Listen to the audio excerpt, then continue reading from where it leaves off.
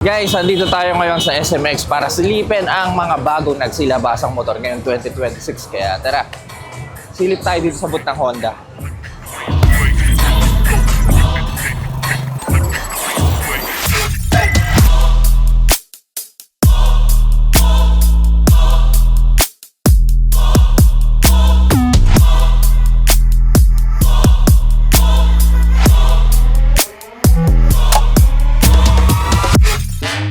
For this year, may mga interesting bikes na nilabas ang Honda sa lineup nila.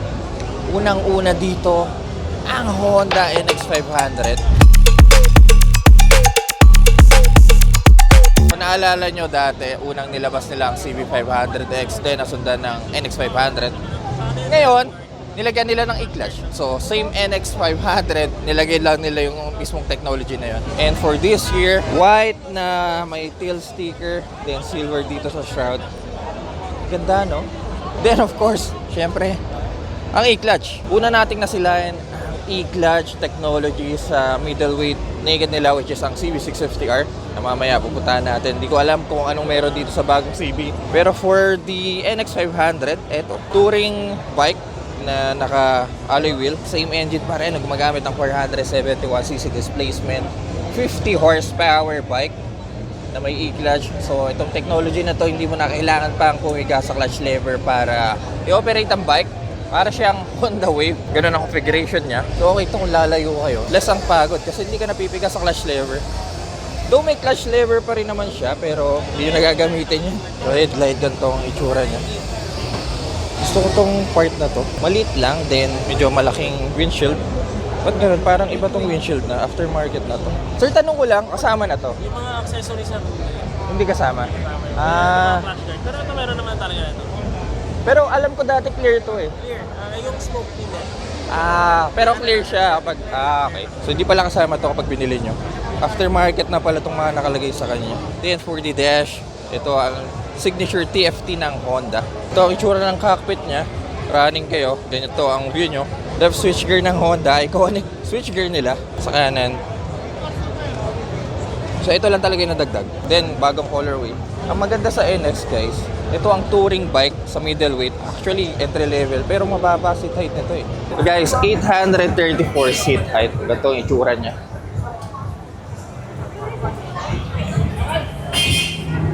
Well, may kababa. I mean, tignan nyo yung pako. Ito lang yung pako. Pogi ng NX. Meron po siyang SRP na 419,000 pesos. Then, pangalawa sa mga bagong in-unveil nila for this year ay ang CB650R. I think this is the same CB e-clutch na nakilala natin. Merong 649cc displacement, 64 horsepower at 12,000 RPM, 63 Nm of torque. Ganun na ganun pa rin. Pero ang nakita kong iniba nila dito, yung kulay ng tanke and yung logo nila dito.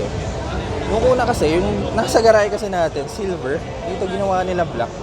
Saka mas parang matingkad yung red nito. Ma'am, anong nabago sa sa CB? Color lang. Color lang. May additional na color blue. May blue na. Ito mas tumingkad, no? Kasi yung yung pagka-red, no? Last year. Last year, no? Tapos ito yung aluminum brush, black na. Okay. So colorway lang talaga. Yung tangke and ito. Part na to. Pero ganun pa man, pogi pa rin talaga. CB650R. Same technology, e-clutch. Napakagandang TFT ng Honda. So yeah, colorway.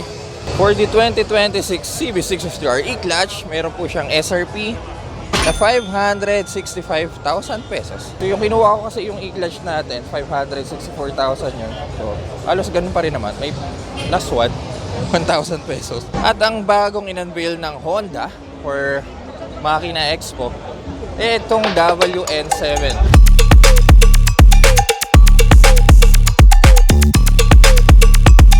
Ito ang unang beses na nakita kong Honda na naglabas ng electric bike nila, pero sa big bike. For the headlight, ayan, pinatanggal natin yung charger para makita natin yung ganda ng headlight. So, ito siya sa startup. Meron siyang linya sa harap. Medyo pahaba yung mukha niya. Their signature turning light. Malaking noo. Dito pala yung button niya. So, pindot na natin. At ayan, this is the display. Ang ganda rin, no? As of now, meron siyang 33%. And meron siyang 6 to 7 horsepower. Transparent yung part na to. Ganda pala tignan kapag ganitong klaseng fairing sa gilid, no? As you can see, ito yung battery niya. Kadalasan nakikita natin sa isang motor, yung headers, yung mga cylinders, engine. Alimutan nyo na yun kasi ito na yung feature eh. Plastic nga lang tong part na to. Kung mag-charge kayo guys, by the way, isang pindot siya dito. Ayan, tanggalin nyo lang. Ganun pa rin, your typical Honda. May parang manual gearing kayo dito. One-piece seat na medyo manipis. Actually, medyo enduro seat yung itsura niya, no? Single swing arm na belt ang ginamit. Malaki yung disc sa rear, ha? Pogi ng bike na to. Sir, wala pang presyo to, no? Subukan natin upuan. Seat height is 800mm at sobrang babay. And sobrang nipis ng pakiramdam ko dito sa bike na to. Well, naka-electric ka naman, sa Honda ko pa. So, siguro hintayin na lang natin yung announcement ng Honda kung sakaling magkano man ang presyo nila dito sa napakagandang bike nila na to. Siyempre, ang all-time favorite sport bike natin from Honda, ang Fireblade. Ayan, galit na galit with winglet, siyempre. Grand Prix Red colorway, hindi na bago. Para sa atin itong colorway na to. May white sticker sa harapan, then may dash ng blue sa gilid. Meron siyang 1.7M. Baka nandito yung susi, malapit. Kilas kasi ito eh. So, tignan natin kung bubukas siya. Hindi. By the way, dito yung startup niya sa gilid. So, 1000cc sport bike na may, I think, 831mm seat height. Subukan natin. Pogi lang pakiramdam dito sa bike na to. Yun nga lang guys, medyo nabababaan lang ako sa tanki niya. Masyado kasing flat. So, ayon sa Honda, ginawa nilang ganito para mas maganda yung position nyo once na nakataki na kayo sa racetrack. Siguro mas prefer ko pa rin yung tanki ng ZX-10R, ng R1. Also for mga kinashow, dito rin sa boot nila ang Honda Goldwing for 2.1M. Grabe itong motor na to. Ito na lang pang-tam bike mo. Tapos pang long ride mo yung KTM mo. Actually guys, may reverse siya. Kasi mabigat tong bike na to eh. As you can see, wala siyang clutch. Dahil DCT ang bike na to. Pwede siyang scooter na piga-piga lang or pwede yung set sa part na to. Gusto nyo mapalit ng gear. May nasa gitna. Ganitong configuration niya. Then, so puan. Diba? Honda Goldwing. Uy, napapaisip na. Honda Rebel. Siyempre, hindi makawala sa Honda to. This is the 1100 ata. Ang gusto ko sa Honda Rebel 1100, medyo mura ang presyo niya compared to other cruiser sa market ngayon. Meron tong SRP na 665,000 pesos. Usually mga ganitong presyo, mga middleweight lang.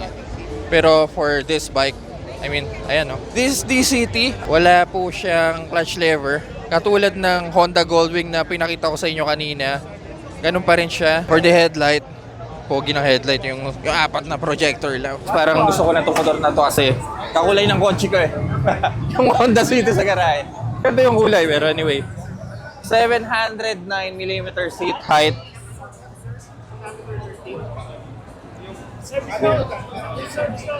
Pogi nito. Grabe to. Actually, parang maganda rin na may cruiser tayo sa garahe, no? Pang mga short ride lang. Actually, pag cruising, pupunta tayo Norte, puro straight yung daan. Okay rin to. Vlogging your Ba't parang magkamukha kayo ba?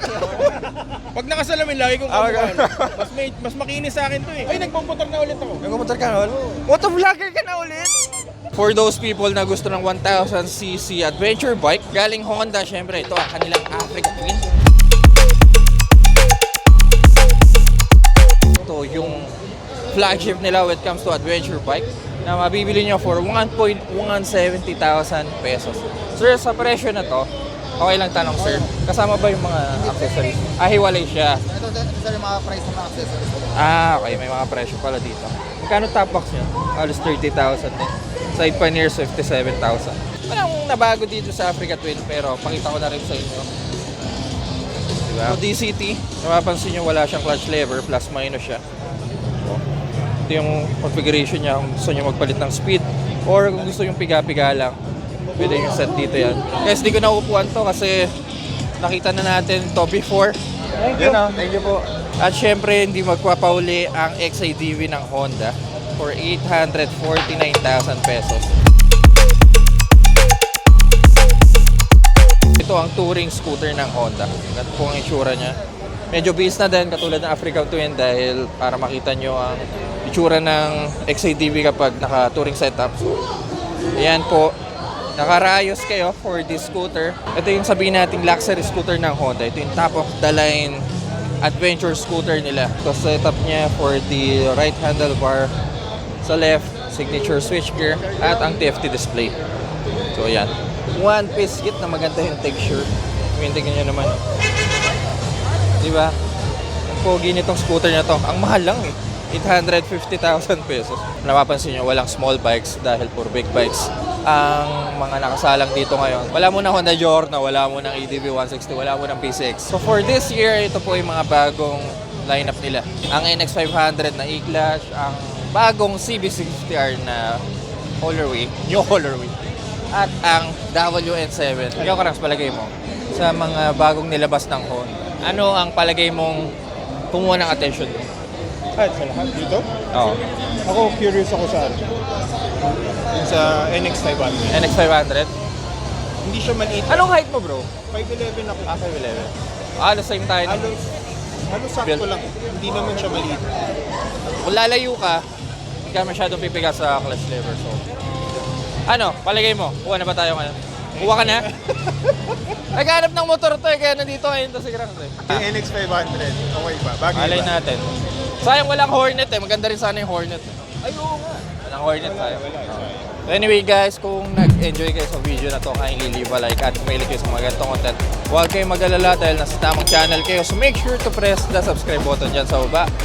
Maglilipot-lipot lang muna tayo at silipin natin yung mga ibang booth kung may mga bagong motor sila at see you po sa next content.